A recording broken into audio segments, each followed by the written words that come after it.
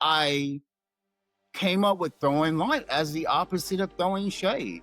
Instead of trying to trip my neighbor, let me lift you up. Let me understand you. Like, throwing light is about understanding each other. LTJ Reads is a fierce, deeply thoughtful artist who has turned every corner of his life, joy, trauma, survival, into a powerful conversation about identity and resilience. A writer, filmmaker, host, and community organizer based in Austin, he names his work after the intersection of mind, body, and heart, a triad his art constantly explores and disrupts. Growing up in the South amid hardship and cultural complexity, LTJ discovered early on that writing was not just expression but lifeline. His creative journey moves fluidly between poetry, film, live performance, and podcasting, always insisting that queerness isn't about choosing sides, but about the vast, messy fullness of attraction and love. We'll dive into his ongoing projects like American Like Me, a deeply personal collection weaving stories of race, desire, and survival, and the raw short film, His Body, that redefines abortion through the experiences of men, an unforgettable metaphor for vulnerability and the fight for dignity. You'll hear about his bold experiment in Naked People Reading, an unflinchingly naked, vulnerable gathering that remakes intimacy in queer spaces, and his Throwing Light podcast, his antidote to the all-too-common shade culture in queer communities, a call to generosity, intergenerational dialogue, and collective healing. LTJ's vision challenges us all. How do we use art to obliterate binaries, to change the stories about who we love, who we are, and what freedom looks like? This is a conversation about legacy, trauma, and the radical hope of mental freedom, a real, raw reckoning shared with humor, heart, and fire. So settle in and get ready to witness someone who refuses to be boxed in, Louis Toliver Jr., LTJ Reads, a true force of queer artistry and spirit, and an amazing friend. LTJ, welcome to Art and Raw. Thanks for joining. Thank you for having me, David. So, first off, tell me about how you came up with LTJ. LTJ Reads or LTJ? LTJ Reads, or LTJ. Well, LTJ is my initials, Louis Yep. Toliver Jr., and then Reads is I read books, not people. So it's just an emphasis on intellectualism in the community. And so it's my stage name. I don't know how I came up with it, but it birthed before my first leather competition, which was Mr. Texas Leather 2023, my first competition I ever competed in. And I don't know. I wanted something that resembled a mixture of,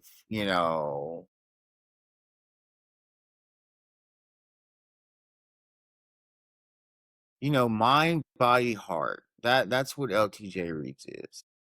Nice. I like that. So you described Swartz, Louisiana, where you grew up, as a place of artistic awakening amid all the trauma that you grew up with. Was there a specific childhood moment that first made you think that writing can save your life?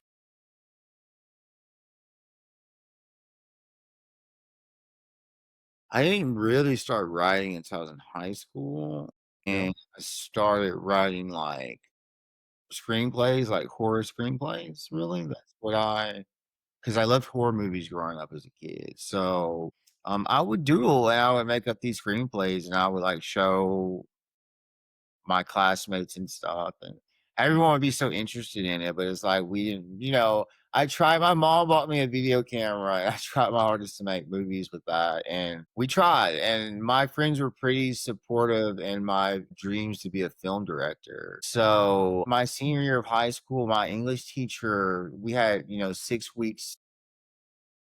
6 weeks semesters or whatever, like every 6 weeks was a grading period. So for 6 weeks he let me direct wrote in my first movie, Yeah. which What was was it called?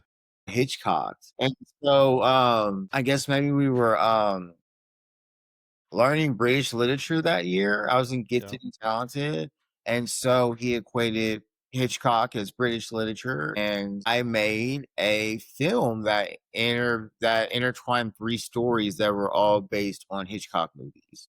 Nice. I don't think though at that time I thought of, well, yes.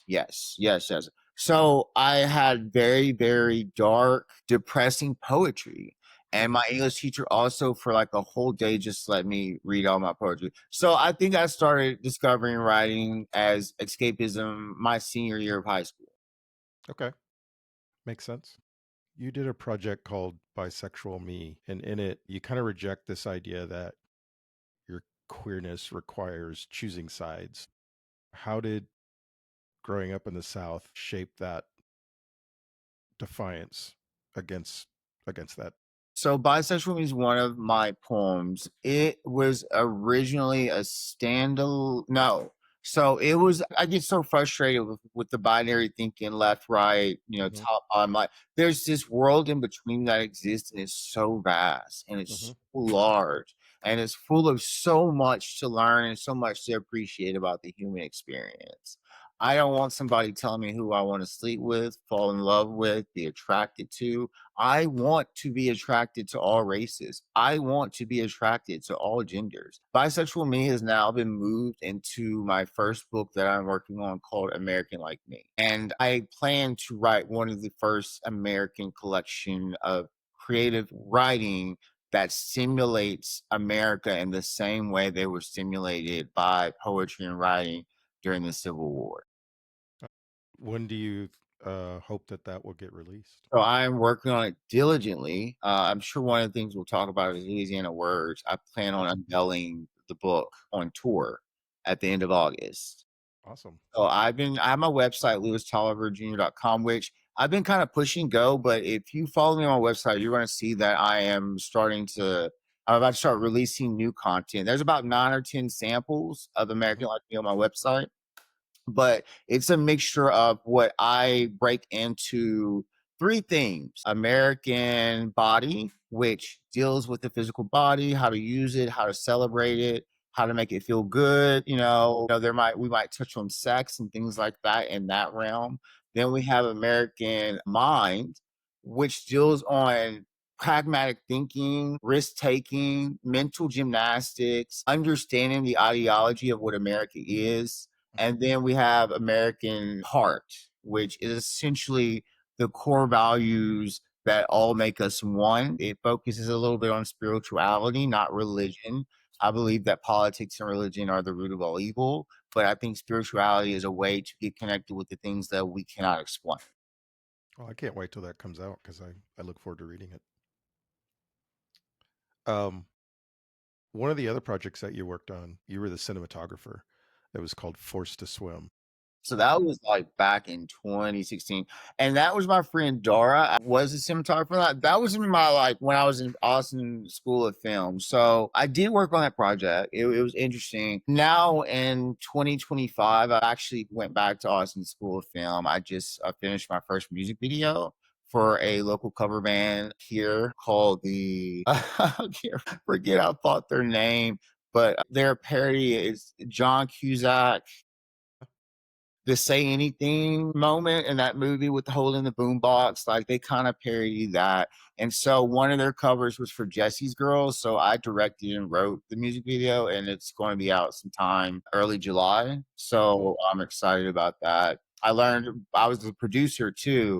So it's great about Austin School of Film because they actually put you to work and put you with people that makes your work valid. So I'm writing. I am working on a short film I filmed back then when I was doing Forced to Swim called His Body, which is an abortion story told through the viewpoint of men. In this world, men have abortions. So I'm actually revamping that right now. I've casted somebody in it because it's a very short, about 5 minutes, but it's and essentially two guys sitting outside of an abortion clinic and they're having a discussion as one of them is about to go in and have an abortion. So that's kind of like my big thing. I wanted originally to have two trans men play the characters. I have a friend that I just adore so much, Harry, that I want him to be a part of it. He is a cis gay man. So I am adamantly going to start pushing to cast the trans man in the other role. And I am here for the new American awakening of literature and art that I have in store. So you will continually see me take gender and just really, really obliterate it and repackage it the way I want it to be. Well, that's exciting. I can't wait to see what you do with that. What inspired you to write that story? Oh my God. My God. My God. Honesty, right? Yeah. It is symbolic for my diagnosis of being HIV positive. Hmm. So when I found out about that, Hmm. I was in grad school. I was living in Lafayette, Louisiana. This is before U equals U was really a thing. People understand that, you can't transmit HIV if you are prepped on medication. We have all those things, and this is kind of like at the beginning of that. But I didn't have a support network. When I found out about that, I was living with a heterosexual couple, but they were as supportive as they could. I just did, back then I lived in a conservative gay community and they're just awful and mean. So there was never like an embrace. And so the day I found it out, I was in creative writing and I had a creative writing workshop class. And so after I turned my rooms, I wrote that and it was about regret, um, putting yourself in situations Hmm. that don't mean that you deserve to be raped, but putting yourself in situations where people do take advantage and you do rape. And then society says that you deserve that because you put yourself in a situation. I'm a sexual assault survivor. Hmm. I was sexually assaulted on my birthday in 2013, and it took me like days. It was in New Orleans. And when I got back, I happened to be the first Pride president in Lafayette, Louisiana history. There was nothing in place from, hey, how are you doing? Let's get your mental health. You need to go to the doctor. You need to do a rape kit. Like none of that. It was most unspoken because also I'm a man and I'm coming into the hospital and saying I'm being sexually assaulted. And we don't talk about men getting raped. So No. we're just not going to have that conversation. There was no dialogue. And, being a part of the LGBT community at that time, and the conservative realm, they told me I deserved to be raped. I had to Wow. meet with a gay Republican representative of the community, and I met him for coffee. And he told me that on behalf of the gay Republicans in the community, that they felt that I had put myself in that situation, I deserved to be raped. I lost a job. When I got back to That's Lafayette, horrible. I went to the doctor. I could not do the rape kit because I didn't want to think about being raped in this monster that I did not want inside of me. Inside of me, I had to try to. and, I was president, and my vice president, my friends at the time, they're like, "Hey, you have to tell the community what happened to you because you were gone for like 5 days." So there was no healing. I was treated. I have to have compassion for myself because I was mistreated so poorly through that, and it Hmm. led to heavy addiction to meth. You know what I'm saying? And, Yeah. and that led to that. But through all that, you know, my world was dark, and I wrote that story about the infection. A choice, a moment that you're in that you don't want to be in, Hmm. and you have to go forward and you either give up or you keep going, and that story was a way to keep going. It's not a feel good story. It's complicated, Yeah. and Absolutely. I'm impassioned for this to be my first release as a short film. So I'm very excited to start pushing for it. I filmed it once 16, but now, as the new Louis 2.0, I'm ready to execute it to finish. Wow. That's powerful way to put your own story into that artwork. I appreciate you sharing that. You also do a project called Naked People Reading. How does that play into how you process some of that trauma? Naked People Reading was not mine originally. There's a guy named Joey here that owned a novelty shop called The Velvet Casket. And so they did the show monthly there. A friend reached out to me and told me about it. And so I showed up, read for the first show. Joey expressed that he did not like hosting and he would love someone else to host. So I started being the host of the show there, and Joey just kind of sat back.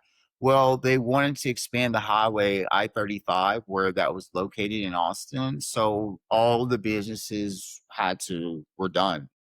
So he moved to North Carolina. Hmm. I've been keeping it going since he left. I want to say that I've been hosting since July, April of last year, and we've moved it to several venues. Right now, Surratt Gear and Leather is kind of homing it. We have started doing the Naked People readings in Austin, San Antonio, and now Houston is asking for them. I reckon that the Austin one is probably going to move around, Hmm. and the Houston and San Antonio ones will be at Surratt for what I know. Now, some of the San Antonio Leathermen invited me out to Camp Natty to do Naked People reading at the clothing optional camp, and that was a phenomenal time. So I consider that to be kind of in the San Antonio market because they're the ones that kind of Yeah, take they're in pretty close. bullhorns. So Naked People reading is about expressing yourself, being vulnerable, being in spaces that support each other, Hmm. empowering. I have trans men, I have trans women, I have cis men, I have cis women. The only sexuality that has not participated in this is heterosexuality. We haven't had a heterosexual male uh, present yet, Yeah. which in a way that makes sense. But still, I think we can get that. I really do think we can get the whole spectrum. But what's great is we actually have a new person that joined about 3 months ago. They just did their third reading. We had it yesterday, and they are transitioning right now. So we're going to Mm. actually watch this transformation before our eyes as Victoria continues to participate in these. There's a lot of trans Participation. people, yeah, trans participation and interest. So it's completely in brand with what I care about. And trans people have always been since 2013 when I was Pride president, and I had met my first friend Kara and witnessed her transition, and she became the first trans person on television with me in Lafayette. I'm excited. I'm excited for Victoria's transformation because I know the confidence that it can bring. So you talked a little bit about um, the the the project where men are getting abortions and Mhm. how that is a metaphor for your own experiences becoming HIV positive and suffering through some sexual assault. There's a lot of vulnerability in putting something like that together. How did inheriting Naked People reading transform or impact your relationship with vulnerability? I think I have an awareness of responsibility, history, and time, and making people reading is a necessary thing. It's not my most passionate project. I didn't start it. It's cool. I honestly don't love reading naked, but I go and I do these things and I leave these things to get people because I know people want that space. Yeah. And so, for that particularly, I know I need to keep this going. As I actually talk to people yesterday, I have a lot of things, and I have a lot of things where I'm ready to pass on and help people help me do this. I can't do this all alone. You know that, and we all know I do everything. I do a lot, and so I'm in that point where I'm going to start training people that want to be a part of these things to do these things. I can't be in Houston every weekend. I can't be in Dallas. I can't do that, but my influence can be there. Yeah. There are people that see the potential and the amount of community projects I have offered. I think we're by next month, I think you're going to see all of these things manifest for the first time together because a lot of things people see, but you're going to really see me form Voltron in July, and you're going to see, we have Throwing Light that's now transitioning into a tour plus being a podcast, working on having it as a public access channel. So Throwing Light is probably going to be the hugest glow up of anything because it's been the most contagious thing I've ever done in my entire life. And it's just people love it. Then, Leather Weather bar crawls. We're going to be going back to doing the monthly bar crawls. Leather Flashes too. We all went to Dave and Buster's, and our leather and had a good time. So we're going to be doing that. I have Survivors, my sobriety group, which is basically just a social group of friends, and we work with all addictions. It's about meeting up and educating each other on each other's experiences. You do not have to be completely sober. You can just be fighting an addiction. So, like for instance, in that group, for me, crystal meth is the thing that I fear and stay away from the most. But for someone else, it might be alcoholism. But I want to show that we can alchemate how to help other people in our daily lives with addictions we might have experience for. And so hopefully we can teach each other signs and signals to be helpful as we can be when we do approach people with addiction. Those are the big things going on. And then, I'm working on my first book. Then you have the Louisiana Words tour. Yeah. So let's talk about that a little bit, right? So you mentioned Louisiana Words earlier, and I definitely want to get back to throwing light here in a minute. But let's talk about Louisiana Words and how it spotlights marginalized voices. How do you curate submissions for that to ensure that stories aren't homogenized? Louisiana Words should be the project it's the most ready. It's not as contagious as Throwing Light because Louisiana Words is literary, and Yeah. Americans have lost their interest in literacy, and one, we want to keep that going. Louisiana Words started as it was created because of the Sandy Hook school shooting in Connecticut. I When that happened, I'm like, what the fuck? Kids are getting shot with machine guns in school, and we're not going to do anything. For every person that embraces a gun every time a child is murdered is just disgust. It's just It's effing disgust. horrible That is epidemic. the first time in my life where I was like, I need to do something. What can I do? Oh, I'm in school for creative writing. I'm going to write. So I wrote what I call the Louisiana Social Pledge. God, I haven't talked this in a long time about pledging to be responsible on social media, looking after people, focusing on the people, not politicians, all these things. And then I just started, I put together what will become Louisiana Words. And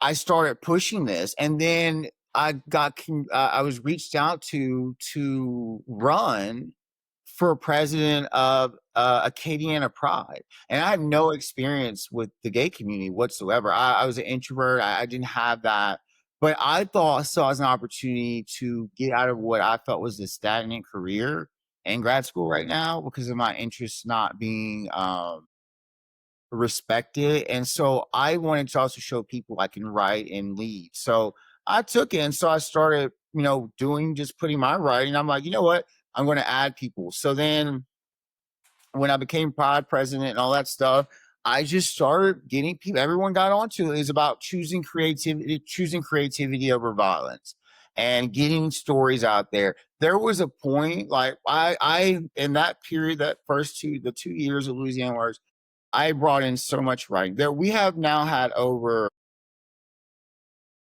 1,200 pieces, well over 100 writers plus, and it's changed its format. But back then, we were just spitting out whatever people submitted. There was not, but it was also kind of like gone. We didn't have anything in place like for things to repeat. But it was a hit, and I started doing live poetry shows for Louisiana Words. And so after Lafayette, I moved away to Austin, but I was trying to figure out how to keep this viable. And about 2019, before the pandemic, I decided to make Louisiana Words a marketing platform for the queer community in Louisiana. And the only to participate in Louisiana Words, you have to have lived or are living in Louisiana. Hmm. I am from Swartz, Louisiana. Every time I submit to Louisiana Word, it says Louis Toliver Jr. dash Swartz, LA. I Hmm. have friends that live in different towns, like in Baton Rouge. When they submit, even though they live in Seattle, Baton Rouge. So it's able to, we're continuing to have a pool of applicants. It's exclusion, but inclusion at the same time. We're saying that you don't have to physically be in the state, but if you have a connection to it, we will accept your writing. We That's do awesome. not do political writing whatsoever. This is not that platform. Poetry, memoirs, fiction. We're here to lift up our minds and our spirits. Political conversation in this space is toxic and poisonous, and we want to focus on just what makes us universal. And when you start mixing in those things, we lose the universal element to it. Yeah. So Louisiana Words I just made it an actual nonprofit as of January this year. Cool. I'm excited. So I decided to put a 3-day tour together, and I will be touring Lafayette, Baton Rouge, New Orleans from August 29th to August 31st for the first Louisiana Words tour. There will be a cast of writers from each local area. I will be hosting the show with my great friend, J. Michael Norris, who is the host of Louisiana Words New Orleans. So we're going to be working together to do that. I'm super, super excited. And now we're planning for the big run here now. So it's so great to be doing that. But all these things, I've been working on Louisiana Words since 2013, and now it's 2025, and now we're like, okay, so I don't give up. No, you don't. Hey, queers. If this conversation moves you, don't just listen. Help us keep this platform alive so we can keep amplifying queer voices in art. Salon Naturel and Art in the Raw shine a spotlight on queer artists because their truth leads the way. Follow us on social, subscribe to our newsletter for exclusive content. Every follow, share, and membership keeps queer art visible and vibrant. Links are in the show notes. Thank you for standing with us and for keeping our community bold, creative, and unfiltered. Stay raw, y'all. Want to strip down and connect with a community that celebrates real bodies, real stories, and unforgettable adventures? Check out Go Naked Magazine, the bold, body-positive magazine for gay male nudists. And if you're ready to turn the page and travel, Go Naked Travel curates incredible clothing-optional getaways around the world. Think sun, skin, and seriously good vibes. Subscribe today at gonakedmagazine.com and gonakedtravels.com. So you've been producing a lot of content for your video podcast, Throwing Light. What inspired you to launch Throwing Light, and how's the show evolved since it started? Oh, I can make it's just kind of the same energy that I was thinking when I did Louisiana Words. With RuPaul, we have gotten a lot of exposure in terms of community. I do hate that shade culture has become predominant, in which we find it loving to put each other down for jokes, which that can be humorous. However, shade can go even more and become less friendly. It can become damaging. Mm-hmm. And I mostly am talking about the shade that hurts the community. That's when, one gay business is sending the cops to another gay business to try to get them shut down. I'm talking about that kind of stuff. Yeah. Defamation. When you feel rejected, you want to go and ruin someone's name and do all that. That's a crime, by the way. Defamation is a crime. But I say that defamation is one of the biggest problems in our community, and it goes unchecked. And we need to figure out how to check people, because you don't need to go that far, when you're hurt. You don't want to try to destroy people, and we do too much. And it becomes disruptive to the whole community at large. So when I'm talking about shade, I'm talking about this negative energy, this villainous to be, now we want to go on RuPaul's Drag Race and be villains. We want to go on television and be villains. That's not what this community needs right now. And we need to start getting back to this hero energy. We're here to save the world, not give into the world. And so I came up with throwing light as the opposite of throwing shade. Instead of trying to trip my neighbor, let me lift you up. Let me understand you. Like, throwing light is about understanding each other. As we speak, we've done 102 episodes. You've been on what? That's 3? awesome. I You've think been on 2 or 3, yeah. You know what I'm saying? And it's evolved in that short time span that I see this as a big future, in another year and a half. Like, this is becoming a staple in the leather community. People are reaching me. You know how many people from IMO 47 were like, hey, can I be on your show? Like, oh, that's awesome. and I'm like, of course you can. It gave me the idea to just keep that going and try to celebrate every class every year moving forward, because IML is a big part of our community, and there's so much around that. But I just think it's important to really highlight our leadership and what we're doing as a whole. Um, as Throwing Light is what I call leather powered. Hmm. It's powered by the leather community. It's for the entire community though. And I have a lot of leather title holders on here, but we talk about so many different things. You know, um, I've had artists on here. So what I want us to do is to reinvent the wheel and how we think. And I want to think of a world where we're like, you're having a bad day. How can I make your day better? My day's going okay. We walk into the bars. I want to see a young person be like, hey, this is an elder in the community. I see them here a lot. Let me open the door. Let me hold the door open for them. Let me ask them how they're doing. Let me buy them a drink. You know what Or I'm maybe saying? vice versa. That too, it works both ways, Yeah. but I want to see this young, old generation thing we got going on. There needs to be some handshaking, and that handshake is how we move forward. And I don't think people really understand that, but we've got to, this old guard, new guard type of way of thinking. No We hate comments we need our about old elders to guard. reach back, and we need to reach forward. You know what I'm Yeah. saying? And I don't know why I've been blessed and cursed with this ability to see the world for what it is. I understand that people made religion and politics, and with these two things, they've destroyed the world in so many different ways, and they continue to destroy the world. It's Yeah. unfortunate, but I see that. I see it's slavery. I see that. You know what I'm saying? How do Mental you slavery. Sorry. I was going to say how do you see throwing light contributing to a broader community dialogue than just maybe the leather community? It's already doing that. Like that's what I tell people when I've had guests on here. I've got conservatives. They're curious. People from back home that know me, that still see me as Louis. They're watching Throwing Light. Hmm. I used to have people ask me questions, but now they are in a very everyone's in a slippery position when it comes to trying to pin me down because I'm not speaking like a politician. I don't Yep. give a fuck about them. Like I don't like any of the political parties whatsoever, and I don't believe that my way forward is in trusting them. That's just not how it is.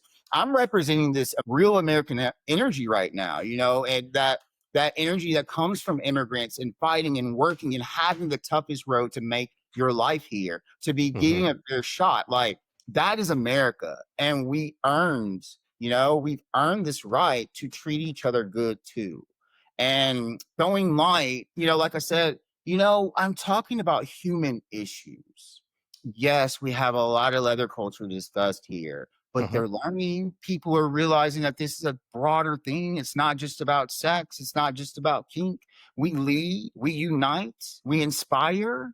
You know what I'm saying? Yep. That's what we're called to do as leather title holders, is to lead at some way, I I think think. the best thing happened. I posted, and I have this friend from high school. She lives in Shreveport, and she just used to be such a supporter. But like, she commented. She was like, "Louis, keep throwing that light." This is a heterosexual woman that has no connection to the gay community Yeah.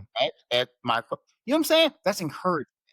Yeah, you're bringing a lot of positivity to the conversation, and I really love and enjoy And they're seeing that. checking, they're seeing these clips on my Instagram story. You Hmm. know what I'm saying? And I've been just putting it all out, and I'm starting to be like, oh, shit, this is bigger than I realized. Hmm. I have reached out across this state to put a Throwing Light tour together, and so far, it's so good, it's going to happen. I am now in discussion of having partly a national tour next year, and I've been Nice. led right to the people I need to contact. I have Do you everything I have time scheduled for that statewide tour yet so that you're yeah. ready to announce? Well, I'm not fully announced, but it'll be September, October. We'll be doing 5 cities in Texas. Hmm. We will predominantly be doing the equal spaces, but in case of Houston and RGB, we'll be doing different venues. So we're all in talks. Once I nail that down, then I'll do casting. The Throwing Light Tour is live in-person panels with the community. I've got these stickers, that say together that I'm going to give out at these events too for people. Hmm. You show that. So I call this the Together Tour. So it's the Throwing Light Together Tour. So it's going to hit Texas first because that's where I am, and I really want to see history show like this really progressive light coming from Texas. That's really by people look at us like, man, they can hold their own in that red state, man. You know what I'm saying? Mm-hmm. I want to be We have a that. very powerful gay community here. Yeah, I want to be like, yeah, Texas, we're just as big and bad as anybody else in Texas too. So like, I want that, and then I want to pivot. I am in discussion right now to start a national tour in New York City in January. Well, I'm excited to So hear more that about that. discussion is happening right now. So, for any of our audience who want to get involved or support your show, what's the best way for them to connect with you or to You know, find your it doesn't show? have to just be throwing light. There's so much I'm doing. I've been doing a leather bar crawl that I've revamped to a leather flash mob that we're going to be doing. I'm doing the Naked People reading. If you want to come see that, I'm doing those at Survives around the state. I'm moving these things around the state. So, Naked People in reading is now going to San Antonio. I'm going to have it back again next month. They're Uh-huh. asking for it in Houston, so that's going to be going on. I'm going to start I'd love talking to to host one in Dallas. I will up to that too. That's what I'm saying. Like this is gifts I want to give the community. Yeah. You know what I'm saying? These are gifts. And I want to see these. I'm experimenting with all of this at once, rolling out all these things because there's no time to waste. And this is my statewide experiment. And once Texas is together, I feel much more confident leaving the state and being like, this is where I'm coming from. Mm-hmm. This is my family. This is what we're about. And we want everyone else to be that. So most likely what will happen in January if things work out, I will do a live showing like intro straight on Facebook Live. Wow. And it's going to be a moment. So as you can see, I'm a very forward thinker, but Yeah. this is a very, very strategical, lots of moving in silence with me right now. So people are going to kind of see me pull back a little bit of my personality as I'm Well, working with things. I I love seeing the fire in you that you have for these projects and for bringing positivity to the community, and I really appreciate that you do that. Well, thank you, David. So let's talk a little bit about kind of your legacy and future aspirations. Through some of the projects that you've done, like Louisiana Words and Throwing Light, you've created, and you just mentioned it, intergenerational dialogue. What legacy do you hope emerges from those exchanges? I decided I want to be in a history book. I want to be in history books. I cannot leave this earth not knowing that I will still be here when I'm gone. Like, I want to be here when I leave this earth. I want people to feel inspired and feel like they can keep going. Hmm. And I am fully aware that a person that thinks like me doesn't come around every so often. And so as I learn myself more and realize why I'm where I am, I really think I'm designed for this fight at a greater large scale. And so I'm just preparing myself and doing these moves. And I want my legacy to be unity. I want my legacy to be freedom. I want especially mental freedom. I want to give people mental freedom. I think that's the best thing you can ever have. Our ancestors wrote about that in American literature. Frederick Douglass, which is, he was a free slave. I really recommend y'all reading his life story or skimming. Hmm. Go to Wikipedia, read some clip notes or something. Just make the effort to know that where we are in history, we've been before and we beat it. It seems crazy, but like there's always been this white nationalist, like, we're coming to get rid and to put the colored people in cages and because God told us to, like, that's a Hmm. worldwide wired wrong. That's a global issue and it's going to take global conversations, and the world just doesn't have that maturity to have a global conversation. So when the world gets there, then that's when world peace starts, but you got to get everybody to the table. Hmm. And there's just people that don't want to come to the table. But my legacy, I want to be one of the I want to be someone that transcended not just race but sexuality and even my own Americanism. I want people from other countries to be interested and what kind of American I am, because I'm the real type of American. You're the real type of American. You know what I'm saying? And we've let a minority group hijack this for a long time. Yeah. Uh, and I think this is where we take it back. That's what taking that back. Take these words back. They don't use them right. Let's take these words and define them right now. So I would think that redefining culture or inspirational will be my legacy. That's what I think. If you had unlimited funding, what project would you realize in your creative vision? It's not like so like Louisiana Words is a nonprofit, so it's going to become self-funded. Mhm. Throwing light has the most. It's the first thing in my entire life that has caught on like wildfire like this. And I mean like I where I'm at, like I am there for like somebody that 2 months ago thought he needed to do another title year to it's just, you know what I'm saying? Like I'm having the conversations with the people I need to have the conversations with. I Mhm. don't need a title. And I'm saying this now, so Mm-mm. I can go back on it now. But like like I wanted it to be a force in Texas, but like I'm demonstrating right now behind closed doors, I don't need, like everyone's falling in line. Like they're ready Yep. to help. So Yeah, someone you were you're there. proof that you don't need the title. Wait, no, Dave, you remember you were at the Dallas Eagle together Uh-huh. when Brandon, you Mhm. remember what he said? Which which thing did he say? He said to both of us, really. Do you remember? I don't. What was it? Said that being real respected around the state that we like, we don't like, for instance, I mean, that you can go and ask him, but like it was about he was saying you don't need me as a connection to get to these people. You yourself can go to these people and Absolutely. ask for help and they will help you. That's what he said. Yep. And he was right. He was right. You don't know what you're doing until you start seeing. And at this point in life, I walked into a room and I'm like, there's one of me, and there's fucking 12 doors open. Mhm. I guess I gotta clone myself because I'm going through all the doors. Lord Everyone, help us all. baby, only the enemy will be saying that. Only my enemies will be saying that. Exactly. So what advice would you give your 15-year-old self about Um, harnessing oh, trauma as artistic fuel? 15-year-old self, you're getting some. Fuck, you're trying to get me. Wow. I don't remember this reading this question. Okay, 15-year-old self. God. Yes, that like I was having this conversation. I was depressed as a kid. I was going racism, like going outside was anxiety. Mhm. Staying in my room was comfort. I was Mhm. very introvert, like in unhealthy ways, I think. And I was totally depressed.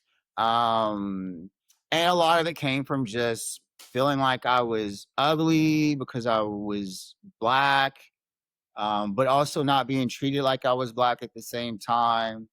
They called me black on Sundays because that was the only time I was around predominantly black people was for church. Mm.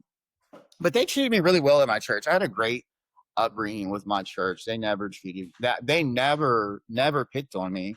Although the Mm. people that picked on me at church were people that weren't from there that would come visit, maybe some guys. Because black guys can stand me, man. That I cannot win. Like white guys, I was like, because mostly a lot of them are rednecks. Like, and I didn't know that I was a cool person. I was cooler than I realized I was. Yeah. Um, and I was a leader, and I found ways to avoid conflicts using my brain and coming out on top. Mhm. Because at one point in my high school career, I was tutoring 5 or 6 guys on my soccer team. So then their selves, I mean, that's a story in itself, dude. Yeah. Black guy tutoring 5 rednecks Yeah. and they respect him. They invite him to It's impressive. parties. Yep. They block him from racism. How do you harness the trauma from that, though? It's hard. It's You're hard artistic. because racism has messed me up the most in my life. And I'm in therapy now, and we haven't got to the trauma of racism. I got abused as a child a lot, Mhm. sexually and physically, and so we dealt with a lot of that so far in trauma because I felt like I deserved to be hurt and punished, or that I was meant to be in this world to just be abused because that's all I knew. And I Mhm. think that went into even like,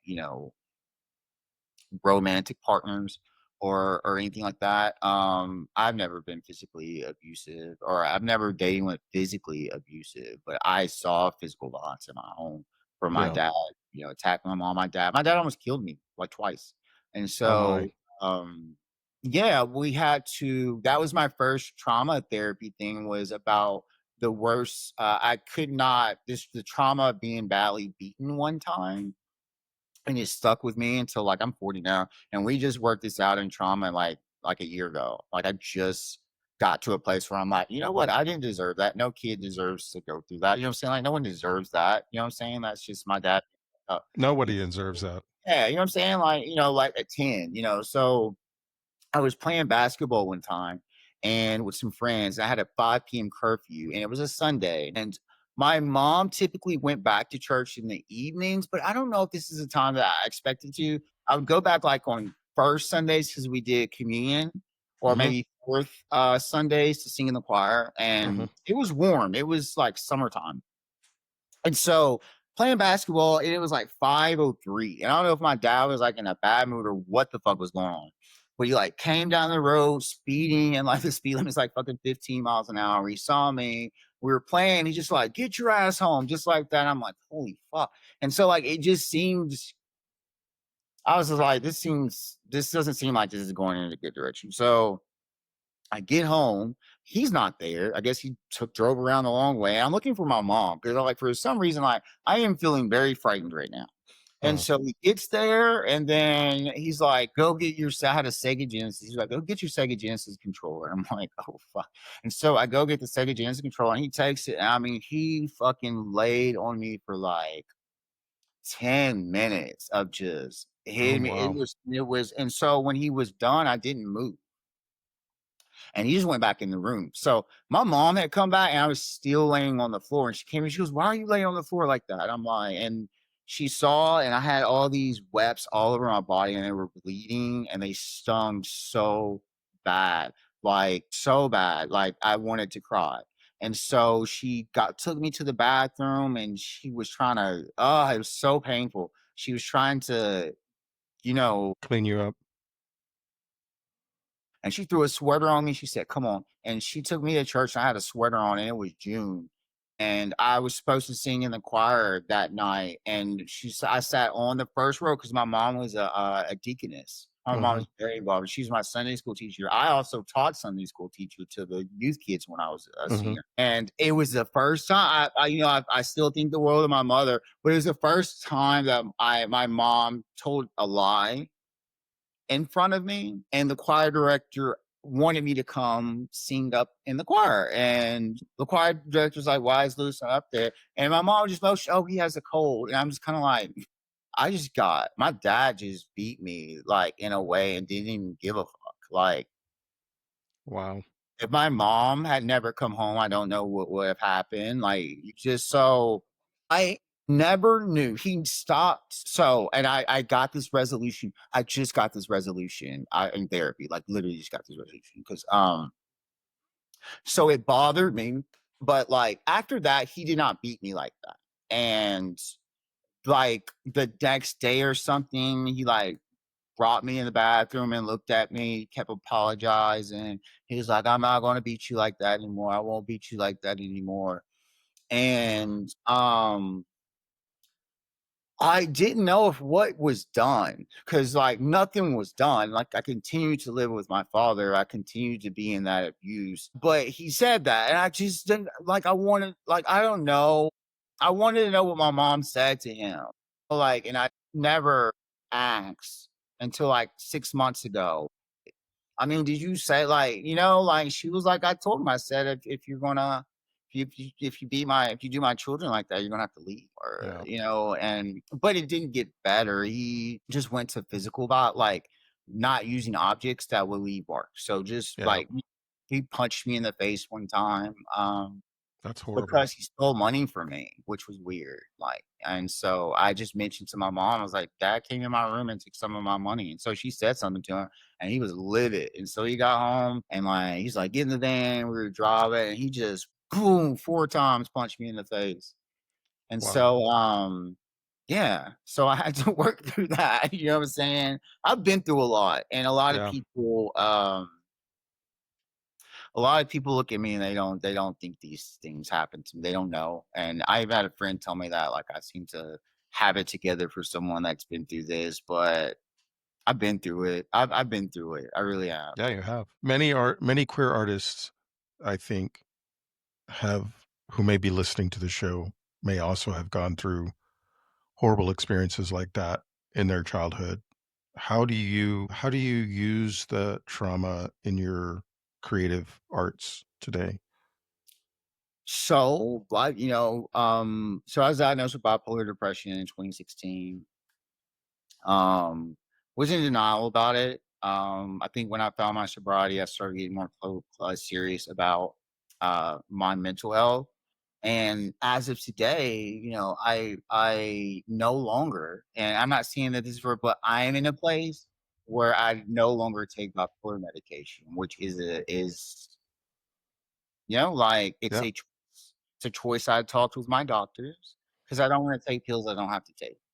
yeah, Am I 100%? No, but I've learned to manage my anxiety and get through the day. I've learned to understand what I can or cannot control, even if it stresses me the fuck out.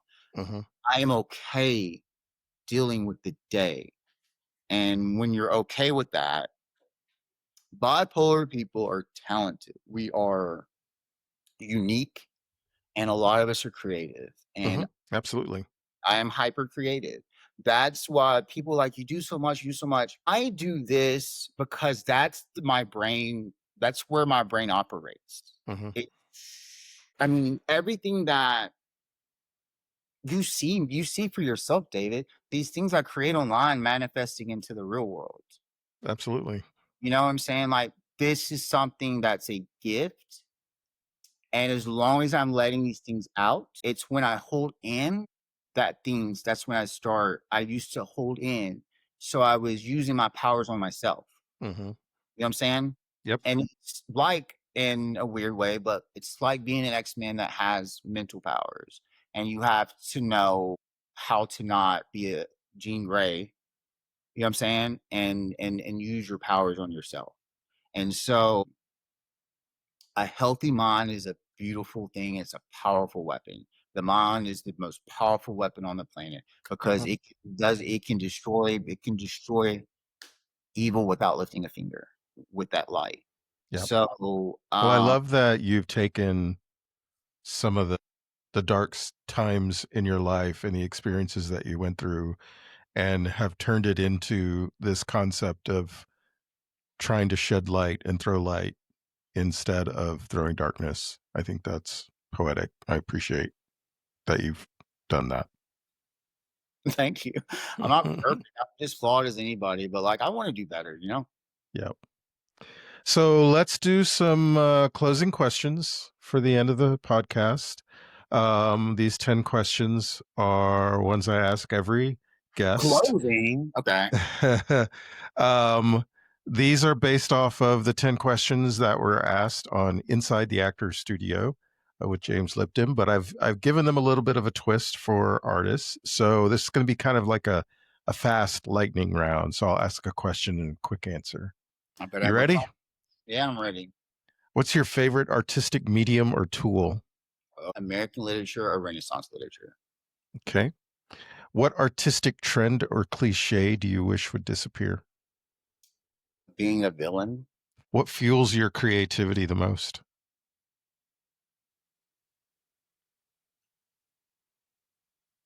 I think the desire to unite the human experience. I like that. What sound or noise instantly inspires you? Noise. I love rain. I love the sound of rain. I really do. Yep. And I'm just like, and if it's a little dark, put on a horror movie. What sound or noise completely kills your focus?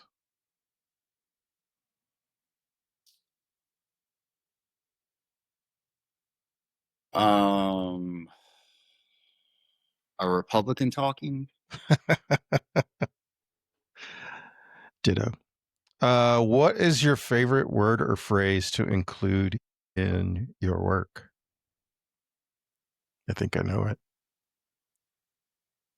What's my favorite word or phrase to include? Well, I know the throwing light one, which is Yep. if you're not throwing light, you're not acting You're not right. acting right. Everyone seems to love that. Yep. If you could see any queer artist, living or dead, honored with a major public monument, who would it be? So these are three people: Oscar Wilde, Harvey Milk, Pedro Zamora. Oh, All three of those guys. I would love to meet them. I Oh, would and love to have met them. Michel Foucault. I would love that. The French philosopher. I would love to meet all those people. Nice. Was he queer? Yeah, yeah, yeah. Oh, Yeah, nice. I'm gonna yeah. have to go look him up. He was in a leather. He was in leather and stuff too. Oh, wow. Yeah. What is one profession or creative field you could never see yourself in? Elementary education. And if your art could take on a life of its own, what form would it take? It would be like that movie Multiplicity with Michael Keaton, where I multiplied and created four Lewises, and then fuck, dude, we be on a spaceship and out of here. And finally, 100 years from now, what do you hope your art says about you to those who find it in the future? That I was a human being. I was a real human being. And I kept it real. I showed the good and the bad. I showed the struggle. Why he was a human being. That's what I want, Well, you're an amazing human being, Louis. brother. I count myself blessed to call you brother from IML. We were in IML 46 together, and I You're a part of the elite group, y'all. Go Google International Mr. Leather. There's not a lot of people walking around it's with true. it. Only about 2,200 of us in the world. Thank you for joining. I really appreciate doing this with me. I just say this has been like the most revealing interview I've ever done. Yeah, So I'm excited to see what you do with this, but like you're getting a lot here. yeah, a lot of really good material. I can't wait to edit it and put it together and show you what it is when we're done with it. Just make sure that my looks come first before the content. Make sure I look good. Okay. Thanks for joining us in this raw conversation. If this artist's work resonates with you, you can find their social media links in the show notes below. And remember, art thrives when we lift each other up. Tag us at Salon Naturel or hashtag Art in the Raw with your reactions. We repost listener art every Friday. Unlock uncensored studio tours, erotic art zines, and voting power on future guests by joining our Substack or Patreon. Links below. If this episode sparked something in you, leave a 5-star review with the word RAW in the title. Algorithms hate us, your voice keeps us visible. This episode was produced by Salon Naturel, with editing by David Smith, original theme music by Exicat. And keep making art that terrifies the censors. This is David Smith. Until next time, stay raw, stay rebellious.